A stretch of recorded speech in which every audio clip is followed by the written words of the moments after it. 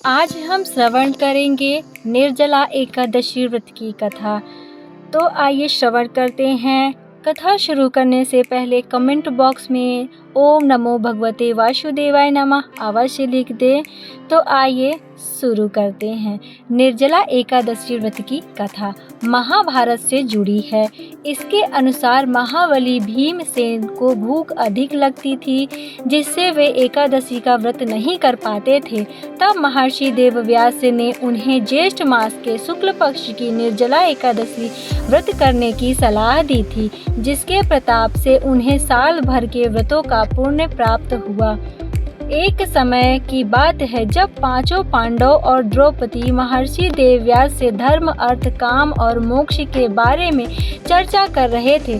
तब भीमसेन ने हाथ जोड़कर महर्षि के कहा, हे गुरुदेव, मेरे परिवार के सभी सदस्य युधिष्ठिर, अर्जुन, नकुल, सहदेव और द्रौपदी एकादशी का व्रत करते हैं और एकादशी को अन्न व जल ग्रहण नहीं करते हैं, लेकिन मुझसे बिना खाए पिए नहीं रहा जाता है।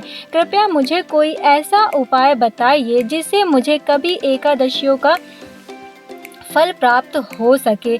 यह सुनकर महर्षि वेदव्यास ने कहा, हे भीम, यदि तुम स्वर्ग की प्राप्ति चाहते हो और तुम्हें नरक से डर लगता है, तो तुम्हें दोनों पक्षों की एकादशी का व्रत करना चाहिए।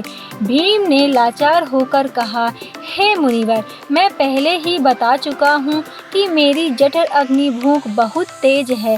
मेरे पेट में वृक्क नामक की अग्नि है, जिसे शांत करने के लिए मुझे बहुत सारा भोजन चाहिए। मैं एक दिन तो क्या, एक समय भी बिना खाए नहीं रह सकता। आप मुझे कोई ऐसा एक व्रत बताएं जिसे करने से मुझे साल भर के व्रतों का पुण्य मिल जाए। तब महर्षि वेदव्यास ने समाधान बताते हुए कहा, ज्येष्ठ मास की शुक्ल पक्ष की एकादशी को निर्जला एकादशी व्रत कहते हैं। इस दिन तुम्हें बिना जल और अन्न के उपवास करना चाहिए। इस एक दिन के व्रत से तुम्हें वर्ष की सभी 24 एकादशियों का पुण्य फल प्राप्त हो जाएगा। महर्षि की बात सुनकर भीम ने पूरे नियम निष्ठा के साथ यह कठिन निर्जला व्रत रखा। इस व्रत के प्रभाव से भीमसेन अत्यंत दुर्बल हो गए थे, लेकिन उन्होंने अपना व्रत सफलतापूर्वक पूरा किया।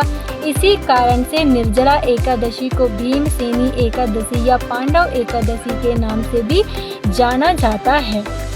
निर्जला एकादशी व्रत करने से क्या महत्व होता है, तो आइए जानते हैं।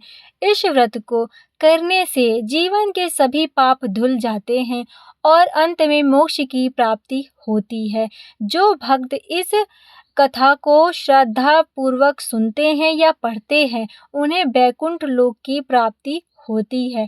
निर्जला एकादशी के दिन जल से भरा कलश, घड़ा, वस्त्र और फल आदि का दान करना अत्यंत पुण्यकारी माना जाता है। अब हम जानते हैं कि निर्जला एकादशी व्रत की विधि क्या होती है। निर्जला एकादशी व्रत के दिन अन्न के साथ पूरे 24 घंटे एकादशी सूर्योदय से लेकर द्वादशी सूर्योदय तक जल का त्याग करना होता है। इस दिन भगवान विष्णु की पूजा होती है। मंत्र का जाप, रात भर जागरण करने का विधान है।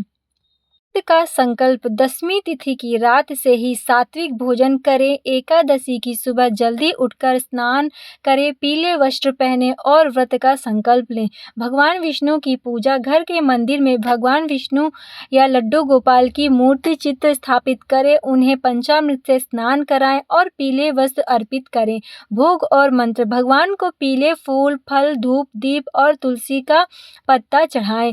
पूजा के दौरान ओम नमो भगवते वासुदेवाय मंत्र का जाप अवश्य करना चाहिए। दान का महत्व, इस दिन जल से भरा घड़ा, कोरा मटका, पंखा, छाता, वस्त्र आदि अनाज का दान करना बहुत ही पुण्यकारी माना जाता है। दिनचर्या, पूरे दिन व्रत का पालन करें, जल और अन्न ग्रहण न करें, दिन में सोना वर्जित है, सायंकाल में दीपक जलाएं और विष्णु सहस्रनाम का पाठ करें।